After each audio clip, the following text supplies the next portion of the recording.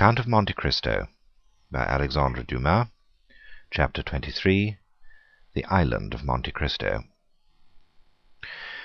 Thus, at length, by one of the unexpected strokes of fortune which sometimes befall those who have for a long time been the victims of an evil destiny, Dantes was about to secure the opportunity he wished for, by simple and natural means, to land on the island without incurring any suspicion. One night more, and he would be on his way. The night was one of feverish distraction, and in its progress visions good and evil passed through Dante's mind. If he closed his eyes, he saw Cardinal Spada's letter written on the wall in characters of flame. If he slept for a moment, the wildest dreams haunted his brain. He ascended into grottos paved with emeralds, with panels of rubies, and the roof glowing with diamond stalactites. Pearls fell drop by drop, as subterranean waters filter in their caves. Edmund, amazed, wonderstruck, filled his pockets with the radiant gems, and then returned to daylight, when he discovered that his prizes had all changed into common pebbles. He then endeavoured to re-enter the marvellous grottos, but they had suddenly receded, and now the path became a labyrinth, and then the entrance vanished, and in vain did he tax his memory for the magic and mysterious word which opened the splendid caverns of Ali Baba to the Arabian fisherman. All was useless. The treasure disappeared, and had again reverted to the genie from whom for a moment he had hoped to carry it off. The day came at length, and was almost as feverish as the night had been, but it brought reason to the aid of imagination, and Dantes was then enabled to arrange a plan which had hitherto been vague and unsettled in his brain. Night came, and with it the preparations for departure, and these preparations served to conceal Dantes' agitation. He had by degrees assumed such authority over his companions that he was almost like a commander on board, and as his orders were always clear, distinct, and easy of execution, his comrades obeyed him with celerity and pleasure. The old patron did not interfere, for he too had recognized the superiority of Dantes over the crew and himself. He saw in the young man his natural successor, and regretted that he had not a daughter, since he might have bound Edmund to him by a more secure alliance. At 7 o'clock in the evening all was ready, and at 10 minutes past 7 they doubled the lighthouse just as the beacon was kindled. The sea was calm, and with a fresh breeze from the south-east they sailed beneath a bright blue sky, in which God also lighted up in turn his beacon lights, each of which is a world. Dantes told them that all hands might turn in, and he would take the helm. When the Maltese, for so they called Dantes, had said this, it was sufficient, and all went to their bunks contentedly. This frequently happened. Dantes, cast from solitude into the world, frequently experienced an imperious desire for solitude, and what solitude is more complete or more poetical than that of a ship floating in isolation on the sea during the obscurity of the night, in the silence of immensity, and under the eye of heaven? Now, this solitude was peopled with his thoughts, the night lighted up by his illusions, and the silence animated by his anticipations. When the patron awoke, the vessel was hurrying on with every sail set and every sail full with the breeze. They were making nearly 10 knots an hour. The island of Monte Cristo loomed large in the horizon.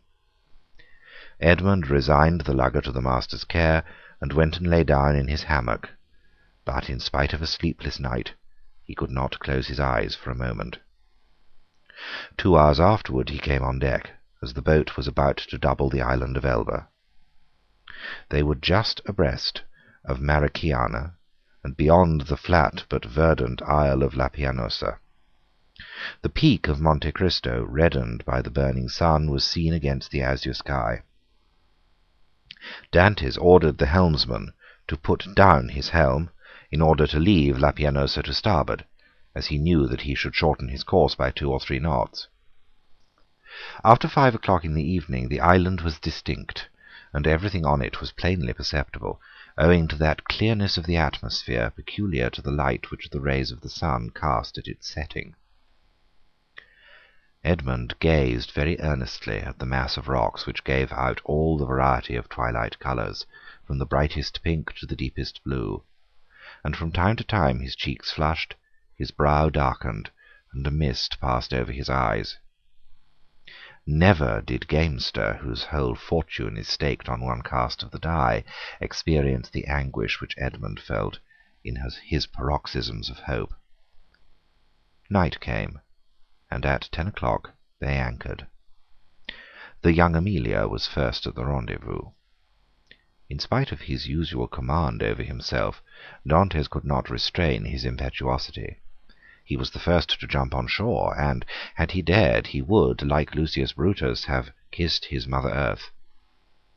It was dark, but at 11 o'clock the moon rose in the midst of the ocean, whose every wave she silvered, and then, ascending high, played in floods of pale light on the rocky hills of this second Pelion. The island was familiar to the crew of the young Amelia. It was one of her regular haunts. As to Dantes, he had passed it on his voyage to and from the Levant, but never touched at it. He questioned Jacopo. "Where shall we pass the night?" he inquired. "Why, on board the tartan," replied the sailor. "Should we not do better in the grottos?" "What grottos?" "Why, the grottos, caves of the island." "I do not know of any grottos," replied Jacopo. The cold sweat sprang forth on Dante's brow. "What? Are there no grottos at Monte Cristo?" he asked. "None." For a moment Dantes was speechless. Then he remembered that these caves might have been filled up by some accident, or even stopped up for the sake of greater security by Cardinal Spada. The point was, then, to discover the hidden entrance. It was useless to search at night, and Dantes therefore delayed all investigation until the morning. Besides, a signal made half a league out at sea, and to which the young Amelia replied by a similar signal, indicated that the moment for business had come. The boat that now arrived, assured by the answering signal that all was well, soon came in sight, white and silent as a phantom, and cast anchor within a cable's length of shore. Then the landing began. Dantes reflected as he worked on the shout of joy which, with a single word, he could evoke from all these men, if he gave utterance to the one unchanging thought that pervaded his heart. But, far from disclosing this precious secret, he almost feared that he had already said too much, and by his restlessness and continual questions, his minute observations and evident preoccupation, aroused suspicions. Fortunately, as regarded this circumstance at least, his painful past gave to his countenance an indelible sadness, and the glimmerings of gaiety seen beneath this cloud were indeed but transitory. No one had the slightest suspicion, and when next day, taking a fowling-piece, powder, and shot, Dantes declared his intention to go and kill some of the wild goats that were seen springing from rock to rock, his wish was construed into a love of sport or a desire for solitude. However, Jacopo insisted on following him, and Dantes did not oppose this, feeling, if he did so, that he might incur distrust. Scarcely, however, had they gone a quarter of a league, when, having killed a kid, he begged Jacopo to take it to his comrades and request them to cook it, and when ready to let him know by firing a gun. This, and some dried fruits, and a flask of Montepulciano, was the bill of fare. Dantes went on, looking from time to time behind and around about him. Having reached the summit of a rock, he saw, 1,000 feet beneath him, his companions, whom Jacopo had rejoined, and who were all busy preparing the repast which Edmund's skill as a marksman had augmented with a capital dish. Edmund looked at them for a moment with the sad and gentle smile of a man superior to his fellows. "In 2 hours' time," said he, "these persons will depart richer by 50 piastres each, to go and risk their lives again by endeavouring to gain 50 more. Then they will return with a fortune of 600 francs, and waste this treasure in some city with the pride of sultans and the insolence of nabobs. At this moment hope makes me despise their riches, which seem to me contemptible. Yet perchance tomorrow deception will so act on me that I shall, on compulsion, consider such a contemptible possession as the utmost happiness." "Oh no," exclaimed Edmund, "that will not be. The wise, unerring Faria could not be mistaken in this one thing. Besides, it were better to die than to continue to lead this low and wretched life." Thus Dantes, who but 3 months before had no desire but liberty, had now not liberty enough, and panted for wealth. This cause was not in Dantes, but in Providence, who, while limiting the power of man, has filled him with boundless desires. Meanwhile, by a cleft between 2 walls of rock, following a path worn by a torrent, and which, in all human probability, human foot had never before trod, Dantes approached the spot where he supposed the grottos must have existed. Keeping along the shore, and examining the smallest object with serious attention, he thought he could trace, on certain rocks, marks made by the hand of man. Time, which encrusts all physical substances with its mossy mantle, as it invests all things of the mind with forgetfulness, seemed to have respected these signs, which apparently had been made with some degree of regularity, and probably with a definite purpose. Occasionally the marks were hidden under tufts of myrtle, which spread into large bushes laden with blossoms, or beneath parasitical lichen. So Edmund had to separate the branches, or brush away the moss, to know where the guide marks were. The sight of marks renewed Edmund's fondest hopes. Might it not have been the Cardinal himself who had first traced them, in order that they might serve as a guide for his nephew in the event of a catastrophe which he could not foresee, would have been so complete? This solitary place was precisely suited to the requirements of a man desirous of burying treasure. Only, might not those betraying marks have attracted other eyes than those for whom they were made? And had the dark and wondrous island indeed faithfully guarded its precious secret? It seemed, however, to Edmund, who was hidden from his comrades by the inequalities of the ground, that at 60 paces from the harbour the marks ceased, nor did they terminate at any grotto. A large round rock, placed solidly on its base, was the only spot to which they seemed to lead. Edmund concluded that perhaps, instead of having reached the end of the route, he had only explored its beginning, and he therefore turned round and retraced his steps. Meanwhile his comrades had prepared the repast, had got some water from a spring, spread out the fruit and bread, and cooked the kid. Just at the moment when they were taking the dainty animal from the spit, they saw Edmund springing with the boldness of a chamois from rock to rock, and they fired the signal agreed upon. The sportsman instantly changed his direction and ran quickly towards them. But even while they watched his daring progress, Edmund's foot slipped, and they saw him stagger on the edge of a rock and disappear. They all rushed towards him, for all loved Edmund in spite of his superiority. Yet Jacopo reached him first. He found Edmund lying prone, bleeding, and almost senseless. He had rolled down a declivity of 12 or 15 feet. They poured a little rum down his throat, and this remedy, which had before been so beneficial to him, produced the same effect as formerly. Edmund opened his eyes, complained of a great pain in his knee, a feeling of heaviness in his head, and severe pains in his loins. They wished to carry him to the shore, but when they touched him, although under Jacopo's directions, he declared with heavy groans that he could not bear to be moved.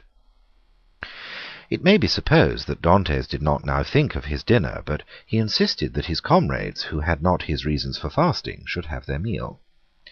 As for himself, he declared that he had only need of a little rest, and that when they returned he should be easier. The sailors did not require much urging. They were hungry, and the smell of the roasted kid was very savoury, and your tars are not very ceremonious. An hour afterwards they returned. All that Edmund had been able to do was to drag himself about a dozen paces forward, to lean against a moss-grown rock. But instead of growing easier, Dante's pains appeared to increase in violence. The old patron, who was obliged to sail in the morning in order to land his cargo on the frontiers of Piedmont and France, between Nice and Freou, urged Dantes to try and rise. Edmund made great exertions in order to comply, but at each effort he fell back, moaning and turning pale. "He has broken his ribs," said the commander in a low voice. "No matter, he is an excellent fellow, and we must not leave him. We will try and carry him on board the tartan." Dantes declared, however, that he would rather die where he was than undergo the agony which the slightest movement cost him. "Well," said the patron, "let what may happen, it shall never be said that we deserted a good comrade like you. We will not go till evening." This very much astonished the sailors, although not one opposed it. The patron was so strict that this was the first time they had ever seen him give up an enterprise or even delay in its execution. Dantes would not allow that any such infraction of regular and proper rules should be made in his favour. "No, no," he said to the patron, "I was awkward, and it is just that I pay the penalty of my clumsiness. Leave me a small supply of biscuit, a gun, powder, and balls to kill the kids or defend myself at need, and a pickaxe that I may build a shelter if you delay in coming back for me." "But you'll die of hunger," said the patron. "I would rather do so," was Edmund's reply, "than suffer the inexpressible agonies which the slightest movement causes me." The patron turned towards his vessel, which was rolling on the swell in the little harbour, and, with sails partly set, would be ready for sea when her toilet should be completed. "What are we to do, Maltese?" asked the captain. "We cannot leave you here so, and yet we cannot stay." "Go, go!" exclaimed Dantes. "We shall be absent at least a week," said the patron, "and then we must run out of our course to come here and take you up again." "Why," said Dantes, "if in 2 or 3 days you hail any fishing boat, desire them to come here to me. I will pay 25 piastres for my passage back to Leghorn. If you do not come across one, return for me." The patron shook his head. "Listen, Captain Baldy. There's one way of settling this," said Jacopo. "Do you go, and I will stay and take care of the wounded man." "And give up your share of the venture," said Edmund, "to remain with me?" "Yes," said Jacopo, "and without any hesitation." "You are a good fellow, and a kind-hearted messmate," replied Edmund, "and heaven will recompense you for your generous intentions. But I do not wish any one to stay with me. A day or 2 of rest will set me up, and I hope I shall find among the rocks certain herbs most excellent for bruises." A peculiar smile passed over Dante's lips. He squeezed Jacopo's hand warmly, but nothing could shake his determination to remain, and remain alone. The smugglers left with Edmund what he had requested, and set sail, but not without turning round several times, and each time making signs of a cordial farewell, to which Edmund replied with his hand only, as if he could not move the rest of his body.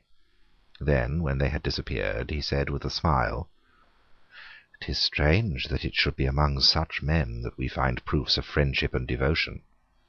Then he dragged himself cautiously to the top of a rock, from which he had a full view of the sea, and thence he saw the tartan complete her preparations for sailing, weigh anchor, and, balancing herself as gracefully as a waterfowl ere it takes to the wing, set sail. At the end of an hour she was completely out of sight. At least, it was impossible for the wounded man to see her any longer from the spot where he was.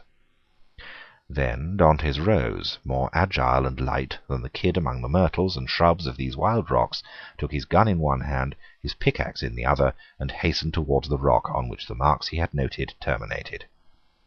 "And now," he exclaimed, remembering the tale of the Arabian fisherman, which Faria had related to him, "now, open sesame."